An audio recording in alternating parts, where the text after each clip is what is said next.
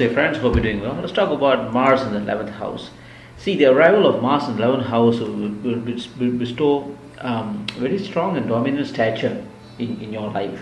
Of course, all this depends to the dignity, qualities, the curse, the good yogas, the strengths, all the other components in Vedic astrology which we use to analyze data needs to be validated first. Okay, so what I'm saying right now is both pleasant and adverse effects if you have Mars in the 11th house. If you need something detailed about your who you are actually, or what sort of influence this grahas has on you, then you need to consult a Vedic astrologer, and that would be even more precise. But this has a lot of not to say it's too general.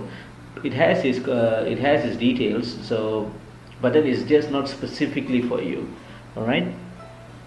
So Mars in the 11th house would make you have this very strong and dominant stature. Okay, you try to be the leader, to be the bold one, to be the more engaging one in the family. You'll have this the feelings to lead somebody. Okay, even happens in the school as well. If even in times of schooling, you want to be the prefect, the head monitor of your class.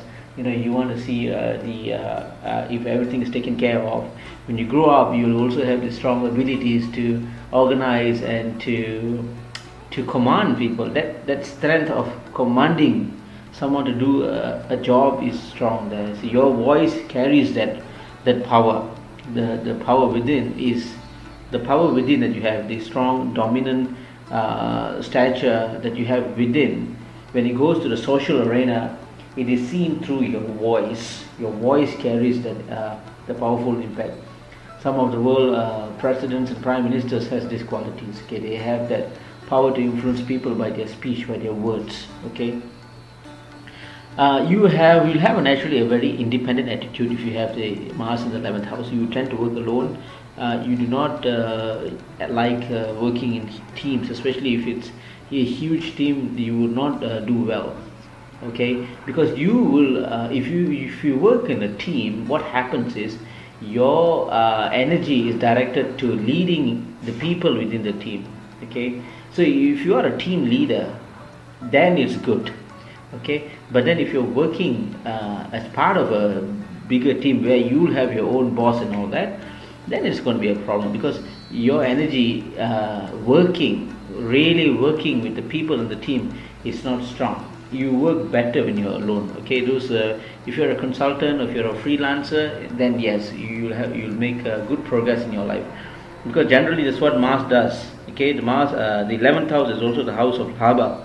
Labha means gains. So if you have Mars as this is very auspicious actually. If you currently in your life you don't see any monetary gains, anything like that in your life, you don't have much savings in your bank, you have a lot of debts, all this financial losses, people cheating you when it comes to finance and all that, chances are your Mars is afflicted in your 11th house. If you can get that fixed by remedies, then you will be surprised to see how beautifully your life will transform. All right. Also, let's continue. The 11th house shows your aspirations and goals in life. What are the things that you want? What do you aspire in life? What do you really want? And it will. You see, the 11th house also has another feature. Besides the house of gains, is also the house that will make sure that you fulfill your desires. If you want to know in this life, in this birth, in this janma, if I would actually achieve my goals, the 11th house would be that is the house that we analyze. Okay, Vedic astrologers choose the 11th house to see if at all your desires will come true in this birth or not. Okay, it's a very important house. It's a very, very important house. Okay. So if you have a strong Mars there, I can almost guarantee that all your desires will come true. You will be really having the time of your life. Okay, 11th house is also part of the Upachaya houses. Upachaya means the house that grows in time, the house that is blessed by God. So even if you don't truly achieve your desires in your younger days, or like in your mid-20s or something, but as soon as you hit 30, 35, 40, then you'll see life just keep going upwards in a very steady line. Okay, so remember, it's the 11th house is also the upachaya house, the house of betterment as time goes on. All right. The only thing I want to tell you is, okay, you must find your ways to reach what we call the equanimity within yourself. If you cannot strike that equanimity within yourself, then you cannot remain calm within, right? Then all these good auspicious things that you have in your 11th house is not going to be fruitful as well. In fact, all your attempts will be futile. So this is something that I wanted to tell you. Remember this, find equanimity, find the balance in life, meditate, donate something to the poor and needy. Do not have intentions. Don't wait for someone to tell you thank you. Don't do that. Whenever you do something, you do it with righteousness. Okay, so do more donations, do more social services. These are the things that will actually increase your good deeds, and also will sort of power up your 11th house. That's just a little bit. I've hardly scratched the surface about what Mars would do to you in your 11th house.